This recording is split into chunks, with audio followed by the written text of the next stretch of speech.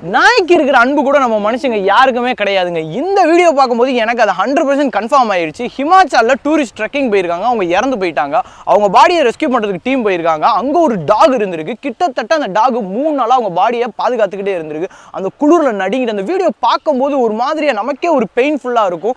Talk lower எல்லாருக்குமே இது பெயின்ஃபுல்லாக இருக்கும். ஏன் இந்த டாக் இவ்வளோ பாசமாக இருக்குது அப்படின்னு நீங்கள் பார்த்தீங்கன்னா, சயின்டிஃபிக் ரீதியாக என்ன சொல்கிறாங்கன்னா, டாகுக்கு தன்னோட ஓனரை பார்க்கும்போது ஆக்சிடோன்ற ஹார்மோன் ரொம்ப அதிக லெவலில் சுரக்குமா. இது எந்த அளவுக்கு கம்பேர் பண்ணுறாங்கன்னா, தாய்க்கும் குழந்தைக்கு இருக்கிற அன்பை வந்து அந்த டாகோட அன்பு மேலே கம்பேர் பண்ணுறாங்க. ஏன் இந்த டாக் இவ்வளோ அன்பாக இருக்குது மனுஷங்க மேலே?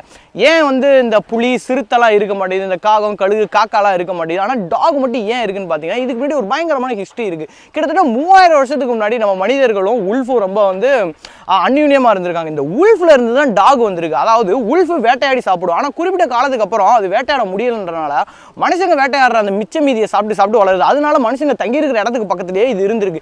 இதனால அது தங்கி இருந்து வேட்டையாடுறதுனால அதோட அக்ரஷன் கொஞ்சம் கொஞ்சமாக கம்மியானதுனால மனுஷங்களும் சரி இது நம்ம கூடயே இருக்கட்டும், நமக்கு பாதுகாப்பாக இருக்கும், நைட்டு யாராச்சும் வந்தால் எனிமி வந்து அவங்கள பாதுகாப்பாக வைக்கணுன்றக்காண்டி அதை கூடயே வச்சு அப்படியே பரிணாம வளர்ச்சி அடைஞ்சு அது டாகா பரிணாமம் அடையுது.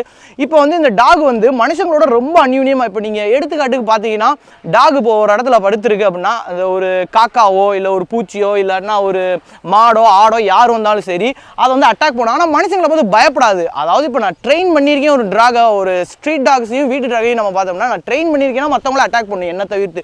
பட் ஸ்ட்ரீட் டாக்ஸ்லாம் பார்த்தீங்கன்னா மனுஷங்களை பார்த்து அவ்வளோவா பயப்படாது. ஏன்னா அது காலங்காலமாக இதுக்கு முன்னாடி இருந்த இதுபடி நம்ம மனுஷங்களோட அடாப்ட் ஆயிடுச்சு. இவங்கனாலே நமக்கு ஆபத்து கிடையாது, இவங்களால நமக்கு நிறைய ஃபுட்டு கிடைக்கும்ன்ற ஒரு மனப்பான்மை இருந்தனால டாக் ஆட்டோமேட்டிக்காக அப்படி அடாப்ஷன் ஆயிடுச்சு. இது வந்து ஆக்சிஜனோட ஹார்மோன் ரொம்ப அதிகமாக இருக்கனால தாய்க்கும் பிள்ளைக்கு இருக்கிற அன்பு மாதிரி இருக்குது.